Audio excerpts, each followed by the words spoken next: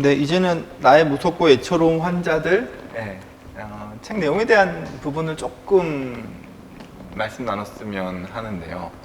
이제 결국에는 아무래도 치료 감호소에 계신 여러 이제 환자분들에 대한 이야기들이 좀 많이 나오고 있는 것 같아요. 그거를 어떻게 보면 정말 와닿게 그 내용들을 많이 해주셔서 뭐 그 중에서는 뭐 뉴스를 통해서 좀 알았던 사건들에 대한 내용들도 있고, 이 어떻게 보면은 뭐 범죄자이지만 또 한편으로는 정신질환을 앓고 계신 분의 어떤 막상 눈에 보이지 않았던 이면에는 이런 게 있었구나를 좀 알게 되기도 했던 것 같거든요. 근데 어떠세요? 막상 병원에서 진료를 보실 때 이제 환자로 보이시나요? 아니면은 어찌됐건 이제 범죄자기 때문에 되게 무서우실 수도 있겠다는 생각도 들었어요. 대부분의 사람은 거의 환자로 보이는 것 같고요. 병실에 똑같은, 그러니까 환경 자체가 대학병원 정신과랑 크게 다르진 않거든요. 그 병실 구조나 이런 것들이. 그래서 그 부분은 그런데 가끔 이제 저희가 퇴원을 준비한다거나 어떤 서류를 작업할 때 이 사람들의 저희 이제 의무기록, 전자의무기록을 보게 되잖아요. 네. 그러면 이제 사건 내용을 봐야 되고, 병가형을 얼마나 받았나? 이런 거를 이제 훑을 때 가끔 깜짝깜짝 놀라죠. 아, 맞다. 이 사람이 이렇게 무서운 짓을 했던 사람이지. 근데 어쨌든 제가 그 회진을 돌거나 면담을 할 때는 증상도 많이 안정돼 있고, 얘기하는 것들도 제가 흔히 봐왔던 정신질환자, 뭐 조현병이나 조울증 환자분들이랑 크게 다르지 않은 상태에서 저는 만나니까. 그래서 가끔 정신질환자들의 큰 사건, 사고가 일어나면은 뭐 가족들이 많이 걱정을 저한테도 하는데, 네. 제가 약간 농담처럼 사실 우리 병원이 제일 안전한 줄 알고 있으라고. 그럴 수 우리는 있죠. 워낙 치료를 네. 하고 있는 중이기 때문에 그러니까 환자들의 어떤 증상들이 안정이 되어서 무섭거나 이러진 않고요. 다만 항상 걱정이 이 사람들이 밖에 나가서 어떨 것인가, 또 치료를 받지 않으면 어떻게 될 것인가에 대한 걱정, 이런 거는 있고, 또 대부분의 환자는 그렇긴 하지만 저희가 이제 약물 중독자나 성범죄자들을 이제 소수 이제 같이 치료와 수용을 같이 하고 있는데, 그 사람들은 조금 다릅니다. 그 사람들은 반사회성 경향이 상당히 높고요. 그쵸. 정말 범죄자구나 이런 생각이 들고, 사실 저는 그 사람들 치료할 때는 치료 목표가 높지 않아요. 그냥 병동 안에서만 조용히 지냈으면 좋겠다, 이 정도.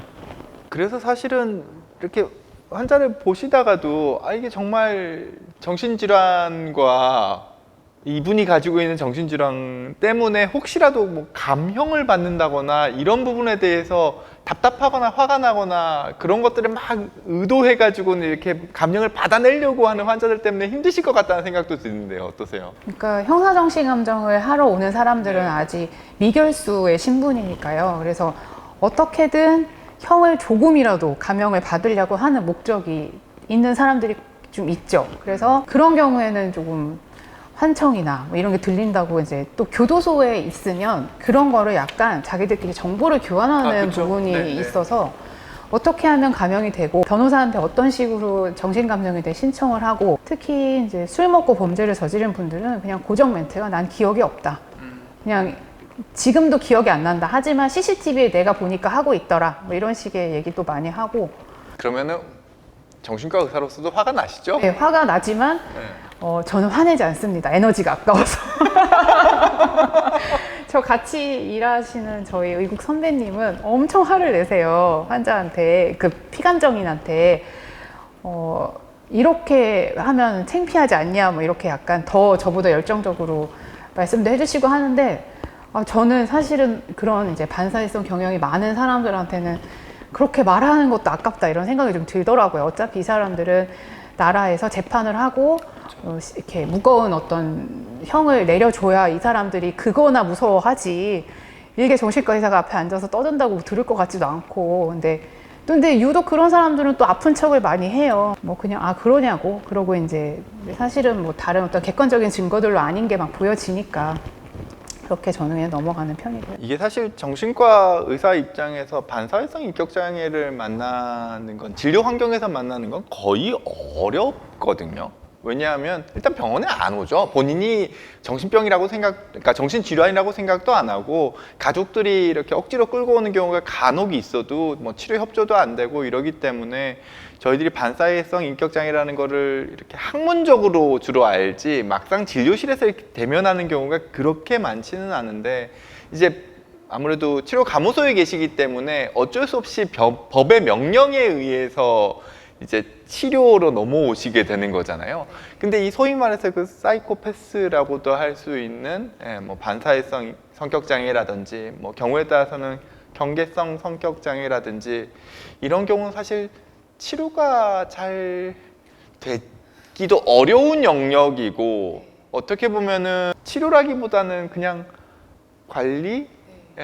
그냥 때에 따라서는 어찌됐건 여기서 나가면 위험할 수 있고 통상적으로 뭐 교도소에서 생활하는 과정에서 더 문제가 커질 여지도 있으니까 또 치료 감호소로 오시게 될 것 같아서 그런 경우에는 약간 뭐랄까요 의사로서의 치료 의지 이런 것들도 떨어지지 않으세요? 어떠세요? 네, 그러니까 그런 환자들을 볼 때가 조금 또 그런 환자들이 유독 이렇게 간호사나 의료진을 많이 괴롭히죠. 괴롭히기 때문에 화도 나고 이런 사람은 여기 와서 약도 거부해서 안 먹는 경우도 많거든요.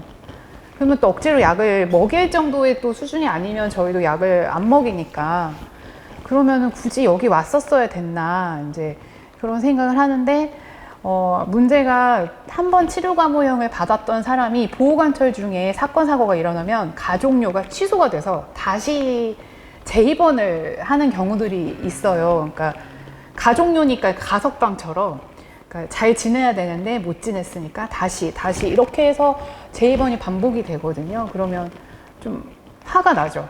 그러니까 어떻게 퇴원을 해서 나갔으면은 자기가 자신만만했던 것처럼 잘 지내던지 그것도 아니고 다시 들어와서도 또 뻔뻔하게 나는 아프지 않은데 왜 나한테 약을 주려고 하고 뭐 어떤 인지행동 치료나 이런 것들도 해보려고 하면 협조도 안 하고.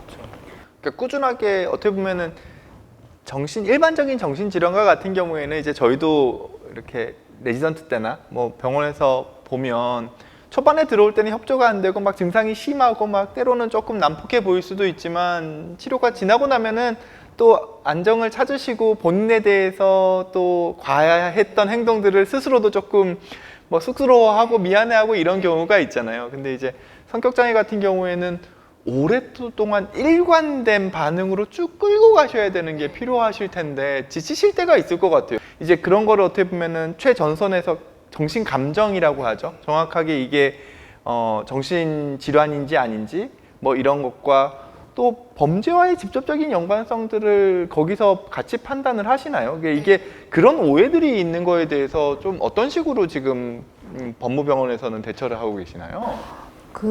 사실은 뭐 검사, 그러니까 이게 정신감정에 오는 루트가 경찰, 검찰, 법원 이렇게 세 단계에서 올 수 있거든요. 그래서 근데 어떤 검사분이 하신 말씀이 자기들도 조현병 환자라 그래서 다 미약을 내린다고 하면 감정 안 보낸다고. 그 안에서도 이게 정말 증상과 범죄가 연관이 있는지 없는지를 전문가가 봐야 알기 때문에 감정을 보내는 거지. 정신질환 자체가 어떤 미약과 바로 연결이 그냥 된다면 굳이 뭐로 보내냐 이렇게 말씀을 하셨다고 하더라고요. 그래서 저희도 같은 생각이거든요. 즉 아무리 정신질환이 있다 하더라도 이게 범죄랑의 연관성이 없으면 뭐 감형이라든지 이런 것과 연결되거나 이런 거는 아니라는 거군요.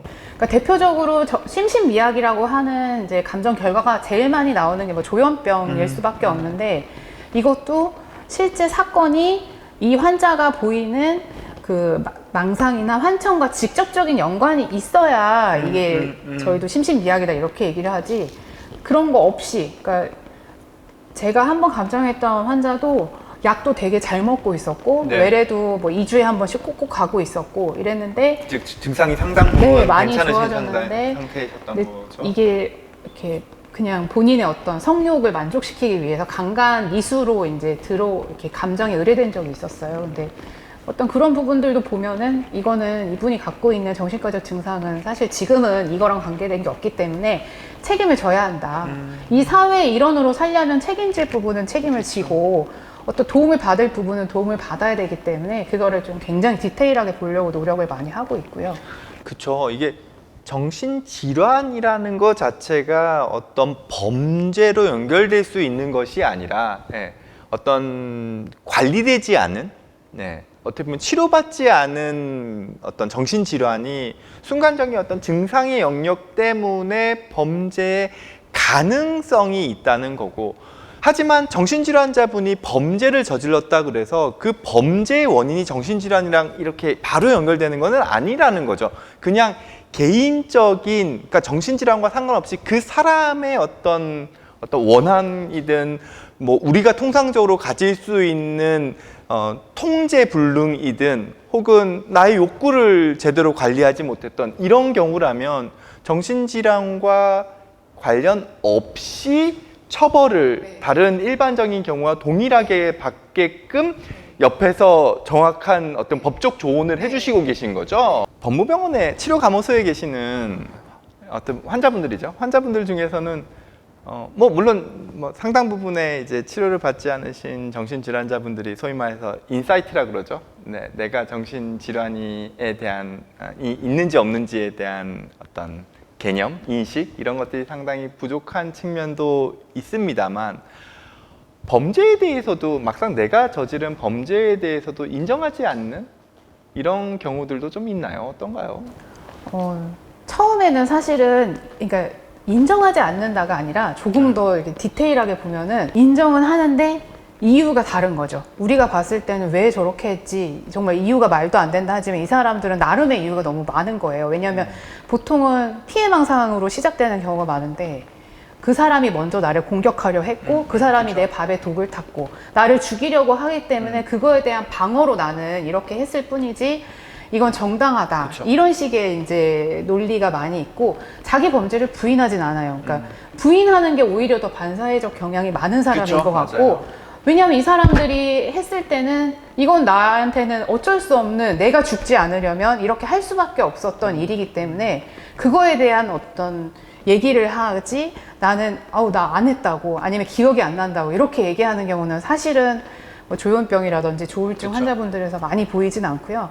다만 증상이 이제 좋아지고 나면 내가 왜 그랬을까 이렇게 약간 후회도 많이 하시고 좀 반성도 하시는 부분이 있는데, 이게 제가 책에도 썼지만 되게 충격을 받은 부분이, 어머니에 대한 그리움을 계속 얘기하는 그 존속 사례를 한 조현병 환자가 면담을 할 때마다 자꾸 울려 그러면서 이제 어머니 얘기를 하는 거예요. 많이 보고 싶다 그러고. 그래서 그러면 그때 어머니 돌아가셨을 때 어떻게 생각하시냐고 그랬더니 그때는 화를 내요. 그렇죠. 어머니가 나에게 밥에 독을 넣었는데 그건 어머니가 잘못한 거 아니냐고 아직도 그 얘기를 하시거든요. 그러니까 범죄를 부인한다기보다는 범죄에 대한 원인이 내가 살기 위해서, 내가 피해를 입지 않기 위해서다, 이렇게 해석을 하시죠. 그러니까 이런 건 확실하게 있는 것 같아요. 이게 아까 말씀하셨던 반사회성 인격장애나, 그러니까 반사회성 성격장애나 어떤 성격장애 영역에 계신 분들은 본인을 자꾸 이렇게 포장하시고 거짓말을 하시면서 나의 이득을 얻기 위해서 하신다면, 조현병이나 중증 정신질환자 분들은 본인의 어떤 감정이나 생각이 되게 솔직하세요. 그래서 저는 책 내용에서 또 인상 깊었던 스토리는 이제 자꾸 이제 뭐랄까요, 감정을 할 때 내가 마치 정신병일 것처럼 꾸미려고 막 애를 쓰는 사람들은 대부분 죄질이 좀 더 나쁜 그런 경우고, 막상 조현병 환자분들 중에서는 나는 병이 없다는 식으로 오히려 이야기를 하신 그 어떤 사연 그러니까 책의 내용 있는 사연을 보면서 선생님이 그 환자한테 그래도 판사님한테 가서는 제가 치료 감호소에서 열심히 치료 잘 받겠습니다 라는 이야기를 하라고 조언해 주셨다는 얘기를 듣고는 내가 환자를 만나도 그런 이야기들을 해주고 싶을 것 같다, 이런 생각이 들었었거든요. 그러니까 이게 피감정인 신분으로 정신감정을 하러 병동에 왔지만 병동 환경이 어쨌든 정신과 병원의 병동 환경과 유사하거든요. 그러니까 이게 비자의 입원을 많이 경험했던 환자분들은 그것도 싫은 거예요.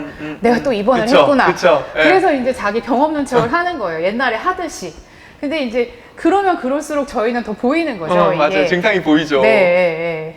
그래서 일례로 이게 이제 정신병원들에 가보면은 이제 의사 선생님들을, 정신과 의사들을 대부분 과장님이랑 호칭을 되게 많이 쓰거든요.